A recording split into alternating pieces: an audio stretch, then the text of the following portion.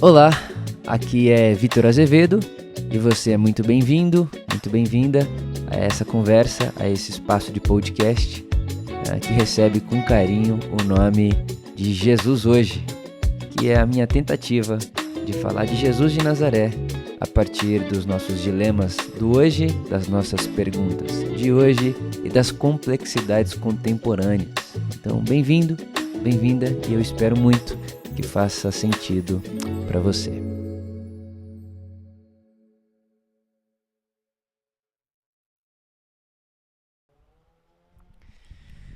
Muito bem-vindo, muito bem-vinda a esse segundo episódio desse podcast que carinhosamente recebe o nome de Jesus Hoje. Essas duas palavras que, sem dúvida nenhuma, são as duas palavras que mais me interpelam, que mais me convidam à reflexão e que eu tento, de alguma maneira, linkar elas todos os dias na minha vida, né? E vez ou outra é uma música que me faz pensar como é que Jesus leria essa música hoje. Vez ou outra é um filme que me faz pensar como é que Jesus assistiria esse filme, o que é que ele pensaria a partir desse filme. Em outro momento é uma notícia, um escândalo da igreja evangélica. Enfim, Jesus hoje, entre Jesus e hoje, tem muita coisa que faz ponte aqui. E eu quero que esse espaço seja um lugar onde eu posso falar, pensar e compartilhar com você como é que eu estou lendo todas essas coisas, essas dimensões da nossa vida a partir de Jesus de Nazaré e como eu acho, como seria a minha sugestão de um Jesus hoje, né? E especialmente nesse podcast agora, nesse episódio, eu quero falar com você um pouco sobre a minha trajetória com Jesus. Então, como é que está Jesus para mim hoje, né? Eu quero usar, inclusive, todo o meu trajeto teológico, né, ministerial, e inclusive essa é uma pergunta que muitas pessoas fazem para mim. Vitor, por que você mudou tanto? O que mudou tanto na sua teologia? O que mudou tanto na sua prática? O que foi mudando em você para que você falasse o que tem dito hoje, para que você se posicionasse como tem se posicionado hoje? E eu quero tentar fazer com você esse caminho. E eu trouxe aqui algumas anotações para eu não esquecer de marcos, assim. É quase que eu dividi a minha trajetória teológica em blocos. E o que eu gostaria de combinar com você, antes de entrar nesses blocos, é que teologia são nossas ideias sobre Deus. Então, teologia são nossas ideias sobre Deus. E as nossas ideias sobre Deus não são Deus. Deus não é as nossas ideias sobre Ele.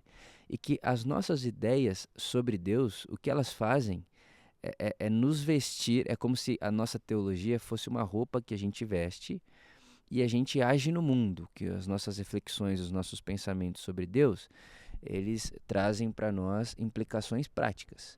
Então, o máximo que a sua teologia, que a minha teologia faz, é mudar a nossa prática, a roupa que a gente veste para se relacionar com o mundo à nossa volta. Então, a nossa teologia não muda Deus e a reflexão sobre Deus e Deus são duas coisas completamente diferentes. E para isso eu quero começar lendo com você um dos textos que mais me acompanharam na minha juventude, adolescência e até hoje, né, que é o Paulo escrevendo a Filipenses, no capítulo 3, o verso de número 12. O Paulo diz o seguinte: não que eu já tenha obtido tudo isso. E isso o quê? Ele diz ali no verso 7, 8 e 9, que é o objetivo da vida dele, conhecer a Cristo. Então ele está dizendo, não que eu já tenha alcançado a perfeição do conhecimento de Cristo, mas eu prossigo para alcançá-lo. Eu prossigo, eu continuo fazendo o caminho, tem um progresso aqui. Então eu queria fazer com você esse combinado. Primeiro, a teologia são nossas ideias sobre Deus. E Deus e nossas ideias sobre Deus são bem distintos. Alguém que acha que as suas ideias sobre Deus e Deus são sinônimos é uma pessoa minimamente arrogante, né? Então, as nossas ideias sobre Deus são uma coisa, Deus é outra coisa, Deus é totalmente outro e as nossas ideias não podem limitá-lo. A gente reflete sobre Deus, a gente pensa Deus como maneiras da gente se vestir no mundo, para a gente praticar no mundo aquilo que a gente considera ser honesto e íntegro diante desse Deus ou diante dessas ideias de Deus que nós temos. Então, esse é um primeiro combinado. E o segundo é que a teologia não está pronta. A teologia, ela é um progresso. A teologia, ela é um acontecimento progressivo. Ninguém conhece a Deus de uma vez. É um conhecimento que vem de dia a dia, é dia após dia, com glória cada vez maior. Inclusive, disse o Paulo em Coríntios, né? Que nós conhecemos a Deus hoje, inclusive, como por um espelho, e um dia a gente vai ver como Ele é. Mas é um progresso, então a teologia não está pronta. Dito isso, eu vou agora lá para a minha adolescência com você, onde começa a minha história com esse ambiente teológico, né? E a minha história com a teologia começa numa comunidade que professa a teologia da batalha espiritual, né? Não sei se você já ouviu falar sobre isso, mas a batalha espiritual é uma teologia muito forte, inclusive no nosso país, que, para resumir o que diz essa teologia, eu trouxe uma fala de Peter Wagner, que é um dos pais, né, da batalha espiritual no mundo, e ele diz o seguinte, abre aspas, o mundo está sob controle do demônio, e esses demônios controlam regiões, políticas e pessoas. Então, o que acontece? Essa ideia, né, dessa teologia é que o mundo é um território ocupado pelo diabo, seus demônios, e esse diabo e seus demônios, eles ocupam regiões, eles ocupam políticas e eles dominam sobre pessoas. E qual que é o papel, então, da igreja e do cristão nesse mundo da batalha espiritual? É conquistar essas pessoas, essas regiões e essas políticas e conquistar para Deus isso que hoje está sob o poder do mal. Então é mais ou menos isso que diz aí para nós a batalha espiritual. E não fica muito longe da gente imaginar que é colocar um óculos para enxergar a vida maniqueísta, né? É enxergar o mundo nessa lógica de bom e mal, Deus e diabo. Então, aquilo que não é dos nossos é contra nós e deve ser conquistado. Então, não existe nada comum, não existe território comum entre um cristão e um não cristão. Porque tudo que é não cristão é território controlado pelo diabo e pelos demônios e que precisa, inclusive, ser conquistado por nós cristãos. Então, é um mundo que se torna uma espécie de arena. Então, essa ideia da batalha espiritual faz do mundo uma arena e do cristão um soldado, né? Um soldado. E quais são as armas desse cristão soldado? A oração, o jejum, a santidade, a renúncia, né? A moralidade, então o bom comportamento. Então, essas são as armas dos cristãos. Armas que é quase que uma roupa para a minha jornada no exército de Deus. E a minha missão é conquistar território. E território aqui são regiões geográficas, políticas e pessoas. Conquistar pessoas. Trazer pessoas para o mundo da luz, né? Então era assim que eu me via e foi assim que eu fui ensinado na minha adolescência. E como eu sempre fui muito intenso, eu levei muito a sério esse negócio da renúncia, porque aprendi muito cedo que se eu quero ser um soldado especial, um soldado fora do padrão, fora do comum, eu tinha que entregar para Deus uma renúncia fora do comum. Porque a unção, né, que é essa capacitação divina, ela vem sobre você no tamanho proporcional à renúncia que você oferece a Deus. Então, quando eu aprendi isso, que o tamanho da unção que Deus colocaria sobre mim é proporcional ao tamanho da renúncia que eu entrego para Ele, eu passei a renunciar a tudo que você pode imaginar. Então, por exemplo, eu andava descalço para renunciar o conforto do chinelo, eu raspava a cabeça toda vez que eu achava que o meu cabelo estava bonito e que eu estava me olhando demais no espelho, então eu raspava a cabeça como quem renuncia à sua própria vaidade.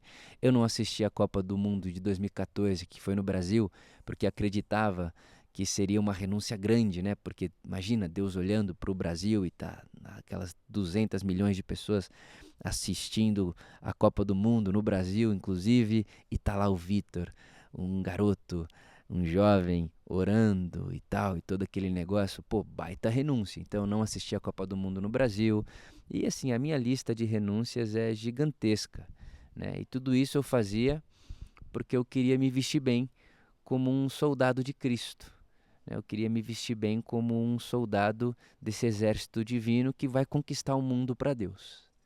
Então era assim que eu me via.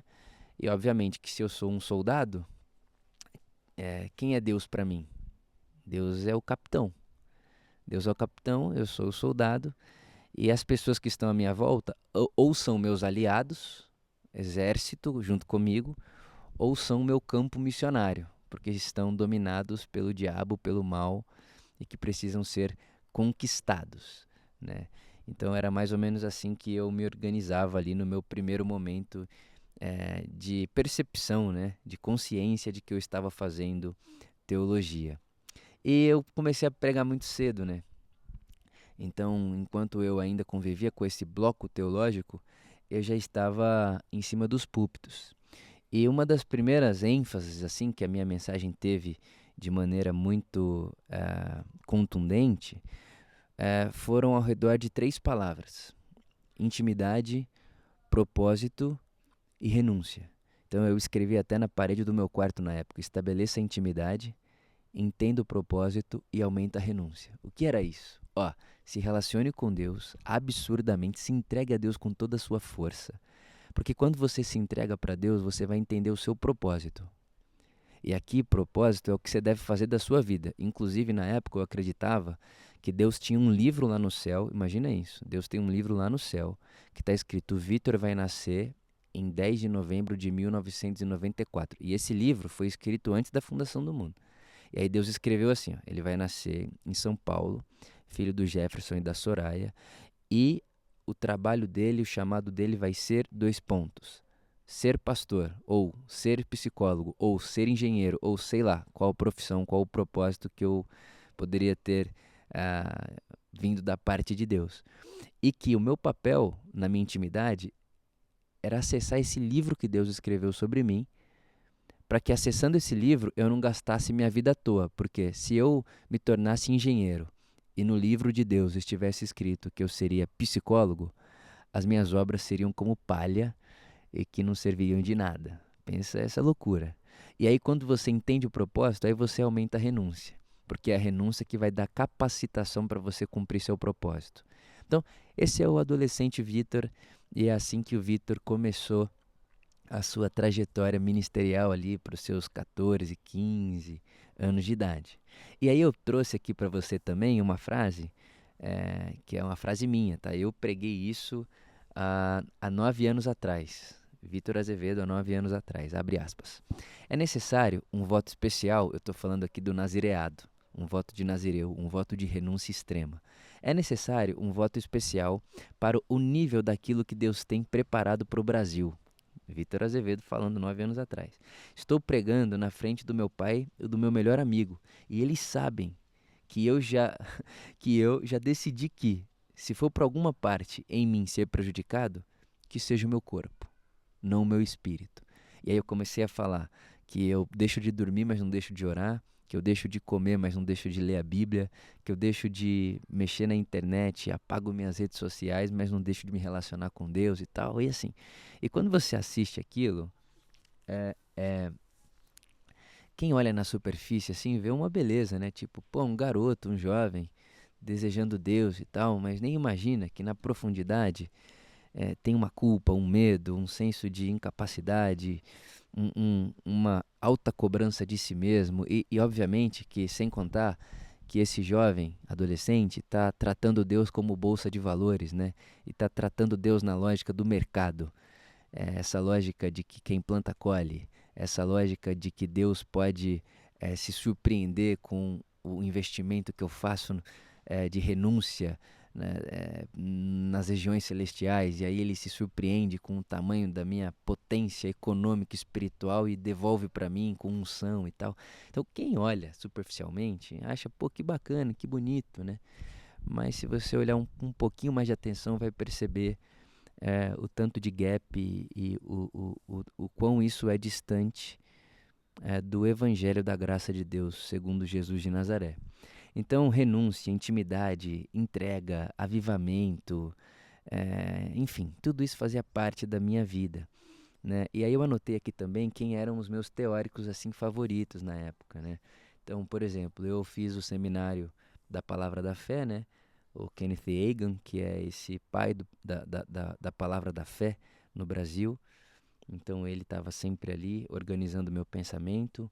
O Benny Hinn, tanto o Bom Dia Espírito Santo, a unção, e todas as palestras dele eu assistia muito e achava aquilo fantástico, né?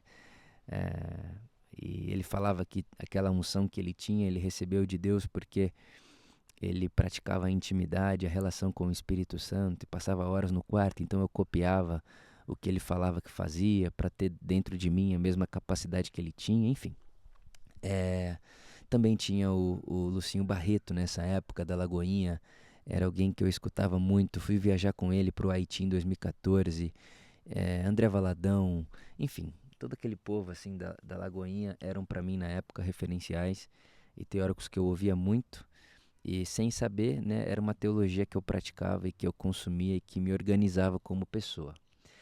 É, dia 25 de dezembro de 2016, eu preguei uma mensagem na Poema, né, que é a igreja do Leandro Barreto, que é inclusive a pessoa, o pastor que me casou e que me ordenou pastor, né? E eu preguei uma mensagem lá chamada Intimidade para o Propósito. Intimidade para o propósito. É aquilo que eu acabei de falar. A minha vida e a minha teologia girava muito em torno disso. Intimidade com Deus para entender propósito, e quando você entende propósito, você tem que abrir mão de qualquer coisa para cumprir aquilo que Deus disse que você tem que fazer. Então é complexo, bem complexo. Nesse momento ali, para 2016, por aí, entram na minha vida outras duas pessoas que me emocionavam e que me ajudavam e que me ensinavam, né? Judá Bertelli e Luiz Hermínio. Mais precisamente o Luiz Hermínio. Ele foi uma pessoa muito especial na época para mim e me trouxe uma outra realidade, né, do que a paixão por Jesus. Então eu tenho o Luiz Hermínio guardado num lugar bem carinhoso assim no meu coração, porque na época eu me via apaixonado por Jesus e olhando para ele desejava muito manter-me apaixonado por Jesus daquela maneira, daquela forma, com aquela inocência e todo esse negócio. Então, esse primeiro bloco eu resumiria ele em intimidade, propósito e renúncia, essas três palavras. Deus é um general, um capitão de um exército e eu sou um soldado. E o soldado, para se preparar, precisa de intimidade, propósito e renúncia. Oração, jejum, palavra, leitura da Bíblia, bom comportamento e horas de oração. E tudo isso vai se tornando para esse soldado capacitação na guerra, né? Ele fica mais preparado para a guerra, né? E todo esse negócio. Aí, dessa fase primeira ali, vai para uma fase 2, assim, um segundo bloco, que é um segundo bloco que eu diria que eu já estava mais conhecido. Inclusive, nesse segundo bloco, tem uma mensagem minha, que o título é Se Deus Falou, Já É. Tem mais de 1 milhão de visualizações essa mensagem. E esse é um dia muito importante para mim, né? Porque quando eu terminei de pregar esse sermão em Joinville, eu ganhei um livro que se tornou especial para mim naquele momento da minha vida, que foi o livro Favor Imerecido do Joseph Prince, que é esse segundo bloco. Esse segundo bloco começa com Joseph Prince, que é essa expressão da graça de Deus como sendo muito além daquilo que eu imaginaria. Então você imagina um garoto, e é nessa hora que é bonito você ver como Deus ele vai sinalizando, como Deus vai participando da nossa história, né? Você imagina um garoto que ouve desde pequeno a renúncia, a unção e corta o cabelo e rapa cabelo e anda descalço e não assiste Copa do Mundo e está se sacrificando e ora e lê a Bíblia e faz disputa consigo mesmo para ler mais capítulo da Bíblia ano que vem do que leu ano passado e fica nesse negócio de performar o tempo inteiro para receber a capacitação de Deus para cumprir seu chamado. Imagina esse garoto, ele entra no quarto de hotel esse dia, esse mesmo dia que eu preguei esse sermão, Se Deus Falou Já É. Eu entrei no quarto de hotel e tinha ganhado esse livro do pastor, O Favor Imerecido. Abri o livro numa página aleatória e encontrei a seguinte afirmação do autor, abre aspas. A pergunta não é como um pecador como eu pode viver como justo, mas como um Deus santo como Jesus pode morrer como se fosse pecador.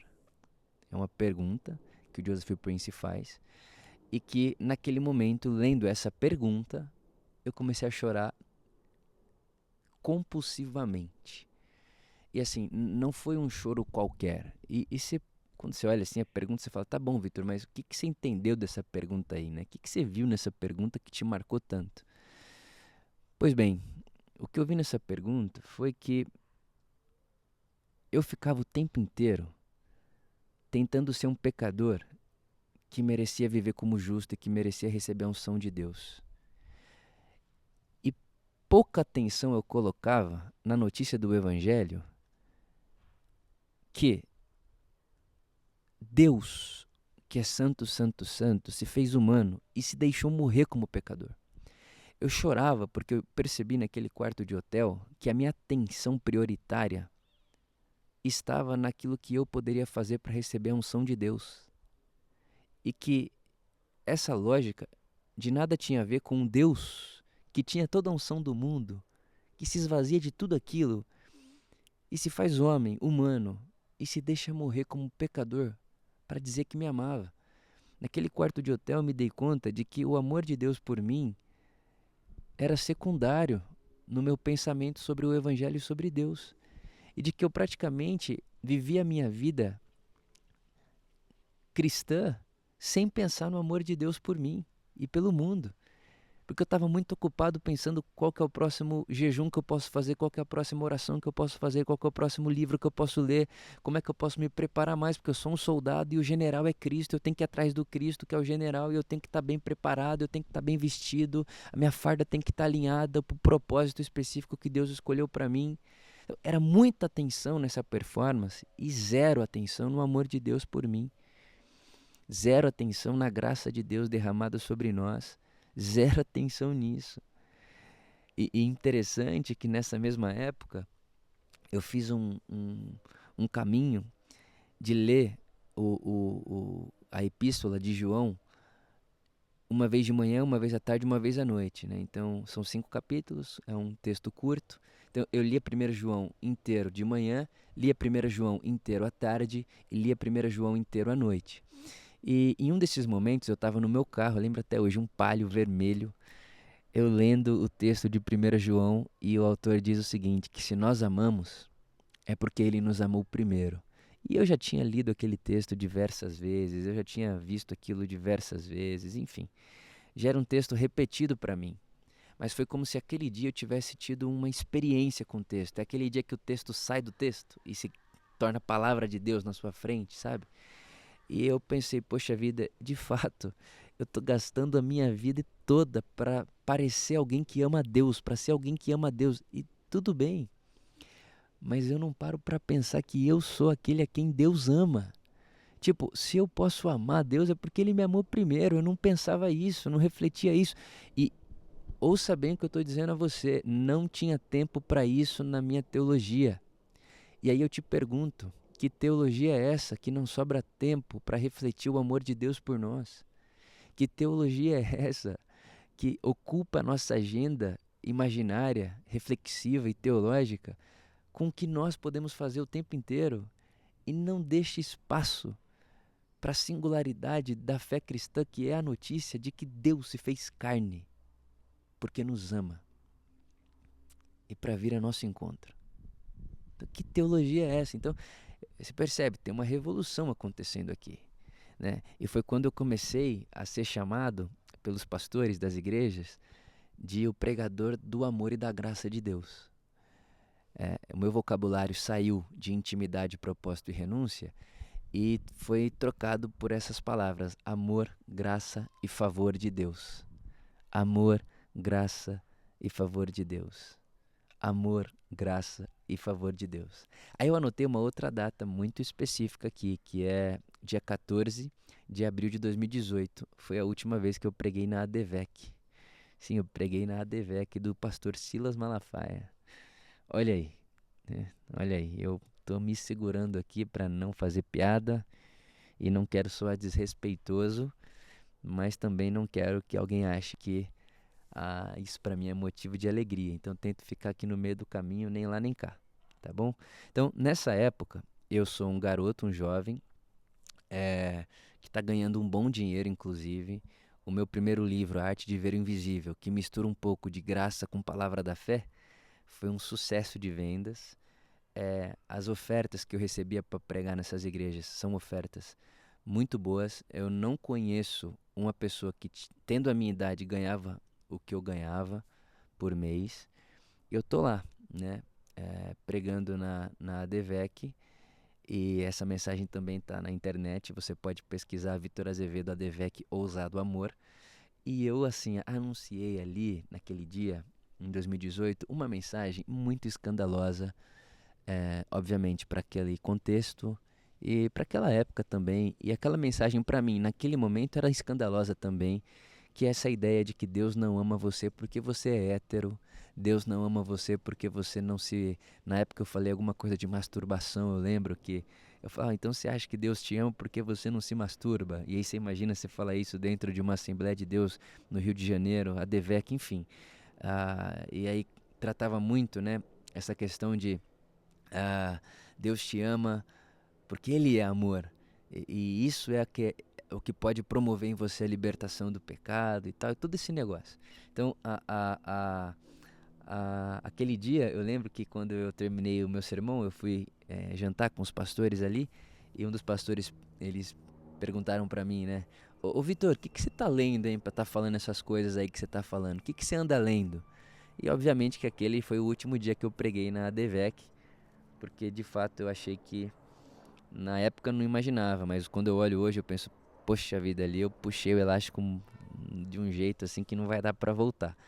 Mas o Kivitz, né, o filho do Ed, ele é rapper também, e ele tem uma música que diz assim que quando pedirem pra você não voltar, então é porque a missão foi cumprida, né?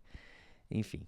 E nesse mesmo ano de 2018, eu fui para uma viagem em Israel, eu e mais 19 pastores, e na época a viagem foi um convite do próprio governo israelense, então eles levaram para lá os pastores que na época estavam em lugares de influência, em lugares estratégicos do país, e a gente foi para lá, e foi no mês de outubro, né, que era o mês da eleição a Bolsonaro e, na época, Haddad. E a Por Amor já existia há um ano, e eu fui para lá, para essa viagem, e foi um lugar assim onde eu me senti muito incomodado. É, eu me senti incomodado com a teologia daquele lugar e daquelas pessoas, né, que eu tava junto, nessa ideia de orar por Israel e de ler o mundo muito a partir do que acontece em Israel. Essa ideia de que existe um olhar especial de Deus para aquela terra, para aquele negócio, para aquela região. Enfim, tudo aquilo era muito estranho para mim. E não só isso, né? Mas a gente está em Israel no período onde no Brasil acontece o segundo turno das eleições presidenciais em 2018. Então, isso que a gente chama hoje de bolsonarismo, ele está dando suas caras de um jeito inimaginável.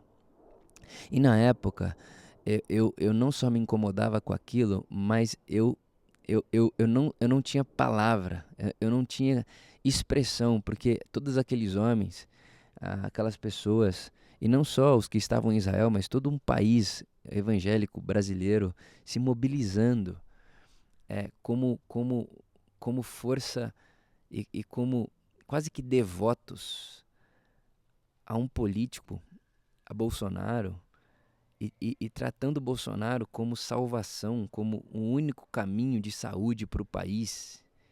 Aquilo foi aterrorizante para mim. E já naquela viagem, em 2018, veio no meu coração a primeira vez que ou eu saía do meio daquele grupo, porque já estava assustador e ensurdecedor o barulho das diferenças que eu tinha para com eles e que eles tinham para comigo, ou eu seria retirado uma hora, né? Ou seria retirado uma hora. Então, eu lembro, inclusive, que na época o que eu achei de mais revolucionário que eu poderia fazer foi pregar um sermão chamado Até Onde Vai a Graça. Preguei na Por Amor. E a foto da capa do sermão era a foto do Lula. E assim, na época eu tinha pouca instrumentalização, não que eu tenha hoje, mas na época eu tinha muito menos instrumentalização política, conhecia muito menos do que eu conheço hoje. Mas na época, 2018, eu falei: não, pô, não pode, o que eles estão fazendo é pecado.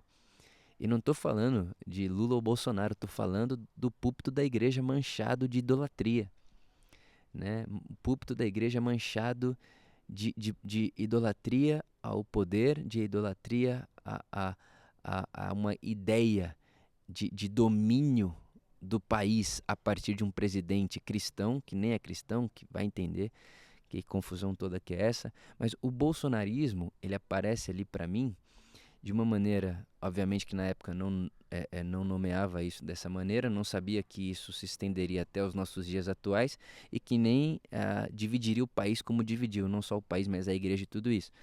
Mas naquele momento em Israel eu percebi que eu não conseguiria permanecer muito tempo envolvido naquele mesmo ambiente, com aquelas pessoas e com aquela teologia, né? A gente está falando de teologia aqui, não é sobre as pessoas, mas é sobre a teologia.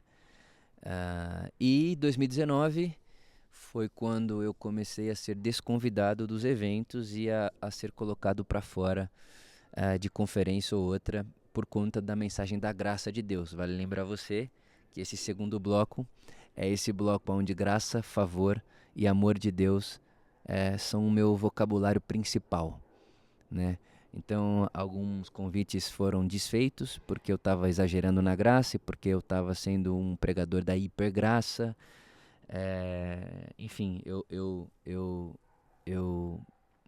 fui tirado de um evento de outro, pastores me ligando e falando: olha, então, o pastor fulano de tal vai pregar na conferência e ele disse que se você vier, ele não vem. E ele ligou para o outro que vai também e os dois combinaram que se você vier, nenhum dos dois vem. Então, para os dois virem, é melhor, você não vai poder vir. E aí o pastor me desconvidava e me mandava um presente, assim, tentando fazer, né, uma coisa bonita, inclusive, tentando desconvidar do jeito menos agressivo e, enfim.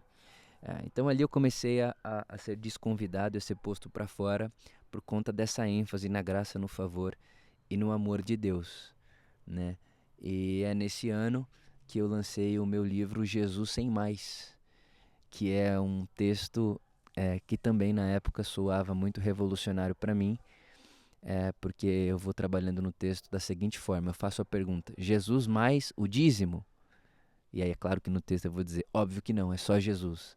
Para Deus te abençoar, é só Jesus. Ah, Jesus mais minha oração para Deus ouvir o que você tem a dizer? Não, é só Jesus.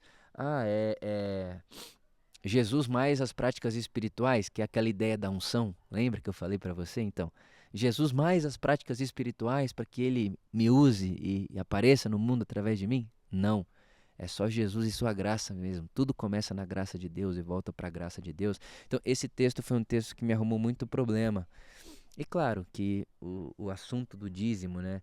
Ele é complexo, é muito caro, né? O assunto do dízimo é caro para a igreja porque o salário é caro, né? O salário dos pastores é caro.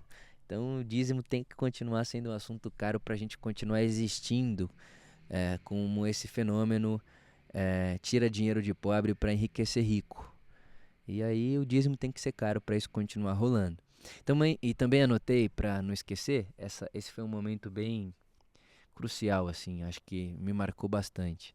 Eu lembro que era Natal de 2019 e eu já tinha sido desconvidado de muitos eventos, inclusive de um evento em Orlando. Eu seria um dos pregadores da virada de ano em Orlando. E eu postei o Papa Francisco falando sobre o Natal e o consumismo. E aí na época, o pastor, né, o André Valadão na época me escreveu falando: Vitor, para com isso, sai daí, Papa Francisco não, né, que é isso? Consumismo, capitalismo, esse cara é comunista, esse negócio todo, né? Ele me mandou essa mensagem e ali também foi um momento assim, tipo, Vitor, você fez uma curva, é evidente que você fez uma curva. Você está se relacionando com outro mundo agora, são outras pessoas, são outras ideias, são outras teologias, e tudo que você foi construindo até então vai ficando para trás, e você vai precisar se encontrar agora nessa nova teologia com um novo mundo. E na minha cabeça até então eu não fazia ideia que teologia era essa, não fazia ideia que novo mundo era esse, e também não fazia ideia quem seriam essas pessoas que eu iria encontrar para esse novo bloco de pensamento, de reflexão e tudo isso. Oi, filho. Beijo. Pietro. 2019 acaba, entra 2020 e 2020 não dá pra falar de 2020 sem falar da pandemia, né? A pandemia acontece e eu penso o seguinte: bom,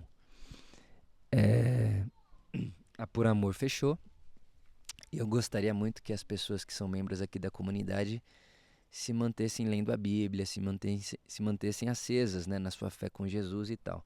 E aí decidi fazer um vídeo, uma live chamada Como Ler Sua Bíblia, para falar a respeito da chave hermenêutica que eu utilizo até hoje nas minhas leituras da Bíblia, que é Jesus, palavra de Deus, Jesus como critério último, e todo o resto precisa passar por Jesus para que Jesus seja o critério do que fica e do que não fica.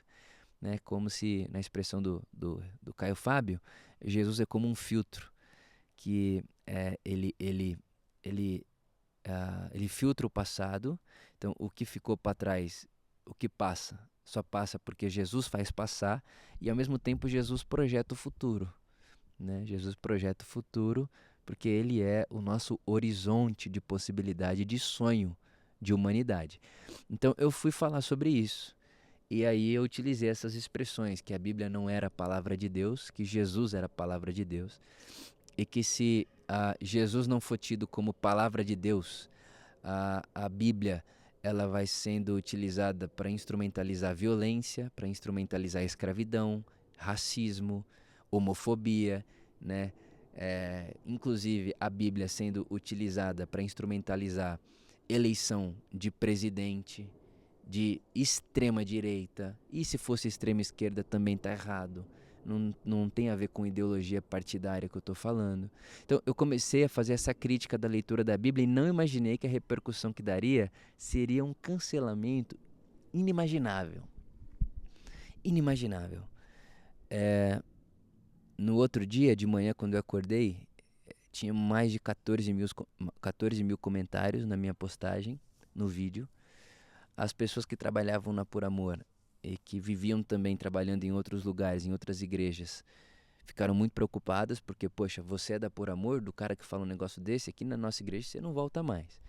Então foi um momento muito complicado, muito tenso, e o nosso conselho pastoral na época decidiu tirar o vídeo da internet, tirar, né, ocultar o vídeo na internet, e tem dia que eu acordo arrependido de ter feito isso e tem dia que eu acordo, não, foi bom mesmo, é bom. Até porque acho que ali a força da minha juventude estava muito evidente, assim. E acho que acabei falando de um jeito que eu não falaria hoje, usei termos que eu não utilizaria hoje. E acredito em tudo que eu falei, mas eu usaria outros termos, sabe? Para falar daquele jeito, desbocado daquele jeito, você tem que ter cabelo branco, tá falando no mesmo púlpito há 60 anos, aí vai. Agora um garoto, né, muito novo, muito jovem, falando daquele jeito, eu entendo a repercussão que deu, e inclusive eu estou me organizando para fazer um react. Eu reagindo a mim mesmo, falando tudo que eu falei. Pode esperar. E no meio dessa confusão toda, os pastores me ligando, liga daqui, liga de lá. Numa dessas ligações, na verdade, numa das mensagens que eu recebi, o Ed Renekiewicz me escreveu no Instagram, e ele disse para mim assim: Vitor, posso te ligar? E eu pensei, poxa, mais um pastor que vai me ligar e vai dizer, ó, você tem que estudar, garoto, você tá maluco, isso daí é loucura e tal, você tá se perdendo. Eu pensei que era isso, como eu tava ouvindo dos outros pastores, não de todos, mas da maioria, porque vale dizer que muitos pastores foram muito gentis comigo, sabe? Me ligaram com carinho, oraram por mim. Um pastor falou assim pra mim, Vitor, eu não sei se o caminho que você está indo é certo, mas eu não quero que Deus te leve só pelo caminho certo. Eu quero que Deus te leve em paz, em qualquer caminho que Ele tenha para você. Eu nunca esqueço disso. Então teve muitos pastores bacanas que me ligaram e tal. É o que faz a gente entender que essa hegemonia, ela tem os seus remanescentes. Tem muita gente boa no meio dessas palhaçadas todas aí que a gente vê hoje em dia. E no meio disso tudo o Ed me liga. E quando eu atendi o telefone, a voz dele no áudio do telefone já me pareceu muito diferente. E ele disse: Oi, Vitor, tudo bem? Oi, tudo bem? E você? Tô bem também e tal, esse papo. Aí ele falou assim pra mim: assisti 3 vídeos seus, concordo com tudo que você disse nos vídeos que assisti. E tendo dito o que você disse, me contaram de onde você veio, você deve estar bem sozinho. E se você quiser um amigo, eu tô aqui pra gente tomar um café. E ali começou a minha aproximação com o Ed. E da minha aproximação com o Ed, eu percebi que existe um outro mundo fora daquele mundo que eu participava, que eu frequentava e que eu pertencia. Porque enquanto eu saio dessa bolha aqui, dessa teologia, desse espaço, né? Dessa galera que está no hype hoje, do mundo evangélico, da internet, todo esse negócio. Quando eu tô saindo do meio dessa galera, eu não sei o que mundo existe aqui fora.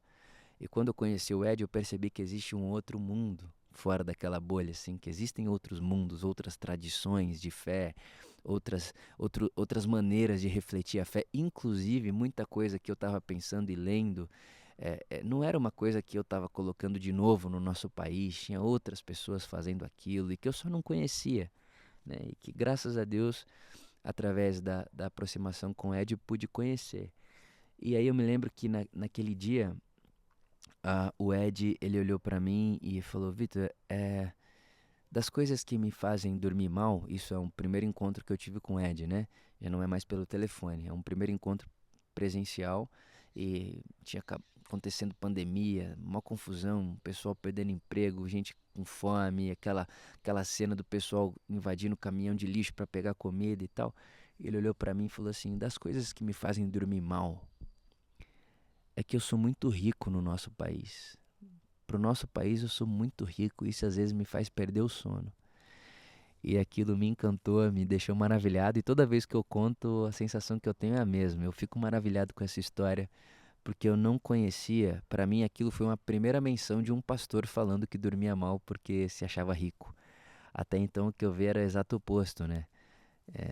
Dormia na casa desses pastores, conhecia as casas, conhecia os guardas-roupas, as marcas, as grifes, os relógios, e ouvir o Ed falando aquilo para mim foi um novo nascimento. Foi como se naquele momento eu pensasse: quando eu tiver 60 anos eu quero estar falando isso. Eu não quero estar chegando na igreja com um carro que todo mundo olha e fala: olha como o pastor é abençoado e Deus prosperou ele. Não quero isso, que é o que eu vi até então. Eu quero chegar e eu quero que as pessoas olhem para mim e vejam no meu rosto de 60 anos uma pessoa que sente muito pelo fato da desigualdade e que trabalhou a vida inteira tentando diminuir essa distância e que tentou organizar o seu dinheiro para gastá-lo da maneira mais justa possível, o que é outro mundo, né? É outro mundo.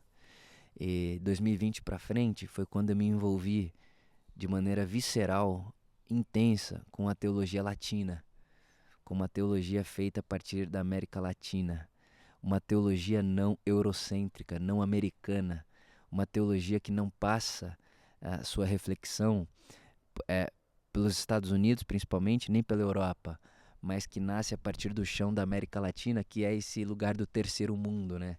É esse lugar da, das regiões mais pobres. É esse lugar que nasce, inclusive, uma das teologias latinas, que é a teologia da libertação. Porque o que acontece? A Europa está crescendo financeiramente, eles acham que da maneira que está indo ali a Europa, que está sendo só a primeira a prosperar, eles acreditavam que se todo mundo se organizasse a partir do que está acontecendo ali na Europa, o mundo inteiro viraria uma espécie de Europa, rica, próspera, abençoada e tal. E aí o que eles fazem? Bom, a gente tem que fazer isso aqui primeiro na Europa, mas a gente não pode, a Igreja Católica pensa, né?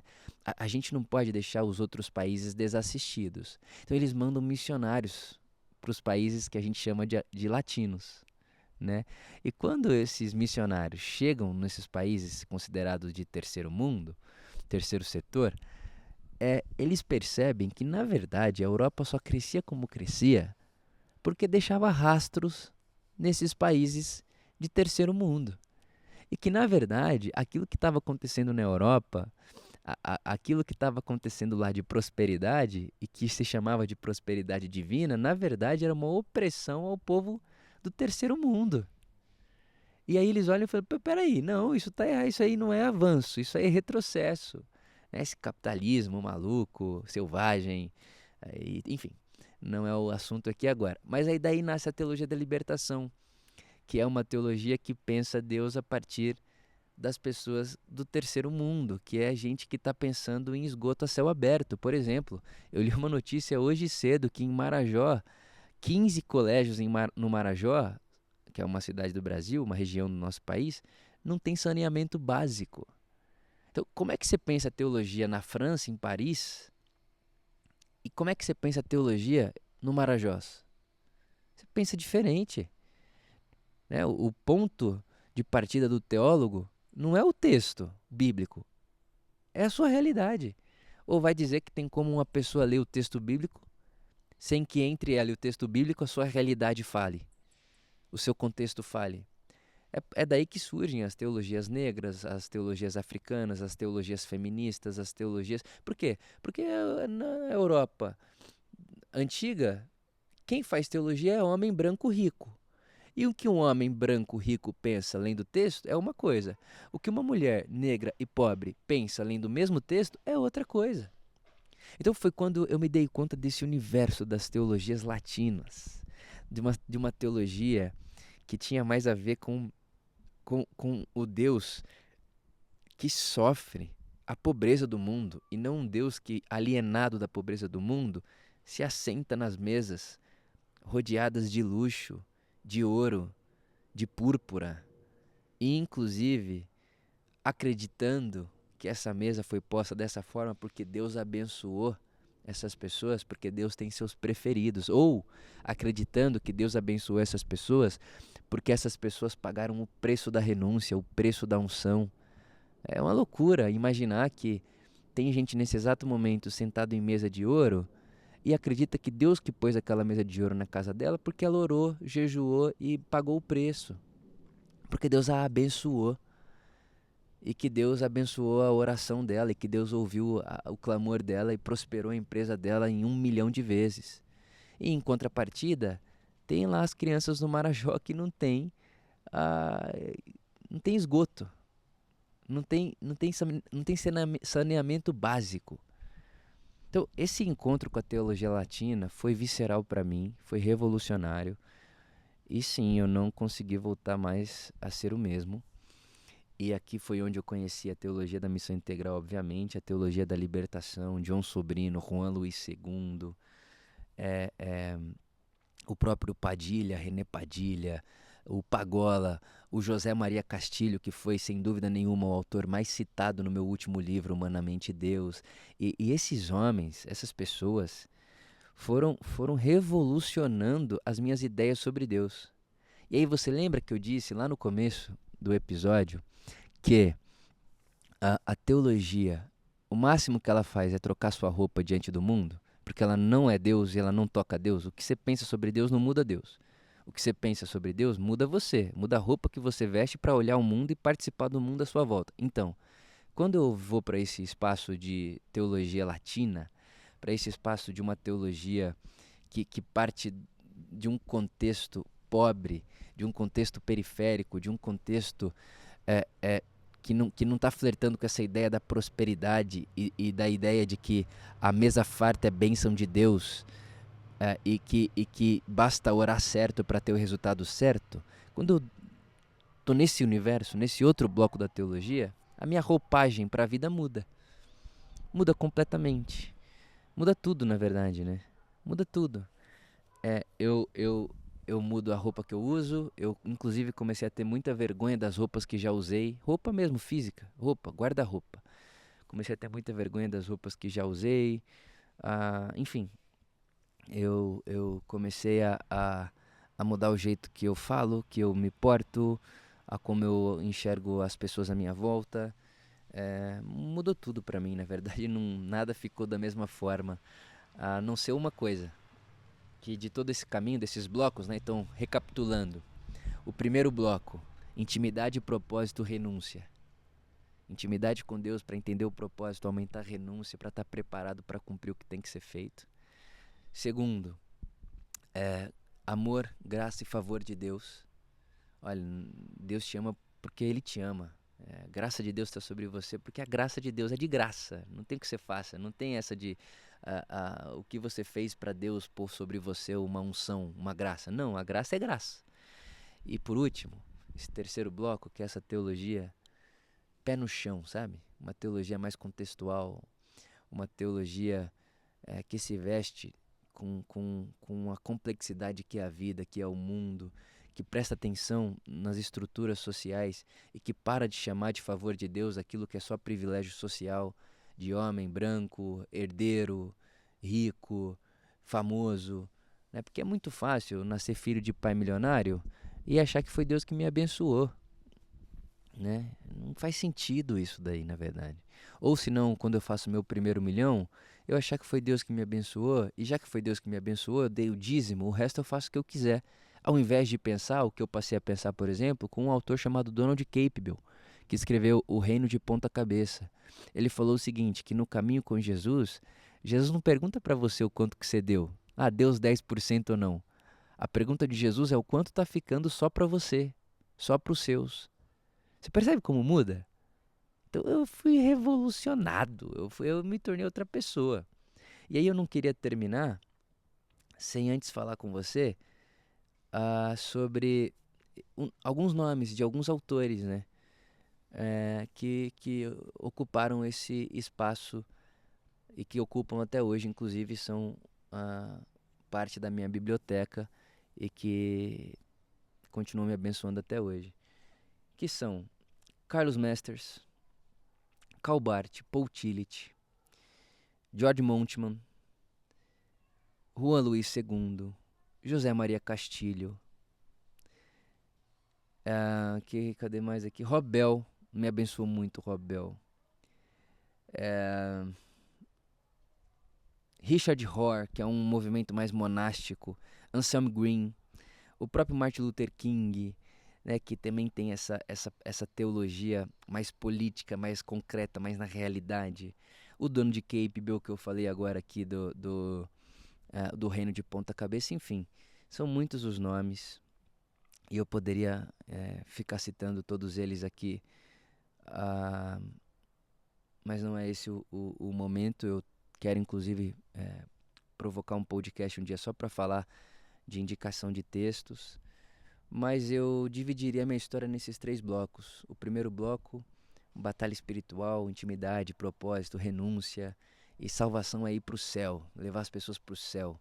É uma antropologia dualista. Sua alma vai para o céu, seu corpo vai para a terra, o seu espírito tem que voltar para Deus. Esse é um primeiro momento. Eu sou um soldado do exército do general, criador dos céus e da terra. Um segundo momento, a graça de Deus que vem sobre nós e que supera qualquer mérito, e que supera qualquer renúncia, que supera todas essas coisas, que é inclusive onde eu estou até hoje. Esse segundo bloco, ele organiza a minha vida até hoje e é tudo a partir daí. Nada que não começa nesse lugar da graça de Deus e do amor de Deus. Eu só amo porque Ele me amou primeiro, não faz sentido para mim. E o terceiro bloco é onde entra essa teologia mais pé no chão. É esse Jesus mais preocupado com a justiça no mundo. É Jesus que está mais ocupado com as estruturas que nos oprimem, que nos diminuem. E que eu não sou tão oprimido assim, não sou nada. Na verdade, eu sou privilegiado, né, por essa estrutura que é pecado, que é pecaminosa e que precisa do nosso combate, da nossa denúncia, da nossa resistência para que faça menos vítimas possíveis. Essa estrutura desigual, desonesta, enfim, feia, essa estrutura feia que organiza o nosso mundo. Então, acho que é um pouco disso. Espero que tenha feito algum sentido e espero que também não tenha sido para você só uma história contada, mas que você tenha se identificado no meio desse caminho. E eu termino com essa frase do Carlos Masters. Ele diz o seguinte, que Deus escreveu 2 livros, o humano e a Bíblia. E não dá para entender o segundo, a Bíblia, sem perceber o primeiro, o que é o humano. E eu acho que talvez aqui seja a grande transformação da minha teologia. Eu não consigo mais ir para o texto sem que a experiência humana me convoque, me interpele. Eu não consigo ir para o texto sem pensar que tem criança com fome, sem pensar que tem mulher apanhando em casa, sem pensar que tem, jovem nesse exato momento sem nenhum tipo de perspectiva de vida, sem pensar que tem mãe que não tem com quem deixar seu filho para ir trabalhar e que deixa seu filho ao cuidado da rua, porque tem que trabalhar, porque senão tem mãe em casa, mas não tem comida. Eu não consigo não pensar nessas implicações sociais todas, eu não consigo mais pensar a fé em Deus sem que antes me interpelando e me incomodando e me angustiando não esteja a existência humana e as experiências humanas e as condições humanas que tanto nos interpelam e também nos convocam à prática da justiça. Então eu acho que é isso. Espero que tenha feito algum sentido. Eu acho que não sei se vai ter um episódio maior do que esse nesse podcast um outro dia. Mas o que eu tinha para dizer sobre a minha história, eu penso que é mais ou menos isso. As coisas foram ganhando e perdendo sentido e eu me encontro hoje nesse lugar, onde a minha teologia está muito preocupada com a existência humana e como Deus reage às existências humanas e às realidades humanas e como essa teologia desencarnada da realidade é prejudicial e como ela inclusive afasta Jesus de Nazaré ao concreto da vida. E é como se essa teologia da metafísica tirasse os pés de Jesus do chão de barro, que é a condição humana. E aí é um pé de Jesus que está muito, muito limpinho, né? Quase que é um pé de Jesus sujo de ouro, porque o chão do céu é ouro. Então, o chão do céu é ouro, mas o chão da existência é barro. E acredito que a minha teologia hoje é um espaço que, se Deus não tivesse com os pés sujos de barro, Ele não teria muito o que dizer a gente como eu e você, que vive no mundo, onde, sem que percebamos, o tempo inteiro, o barro segue e insiste em seguir e acompanhar as nossas pegadas. Que Deus nos abençoe e que nos leve sempre ao progresso do conhecimento do Cristo. Amém.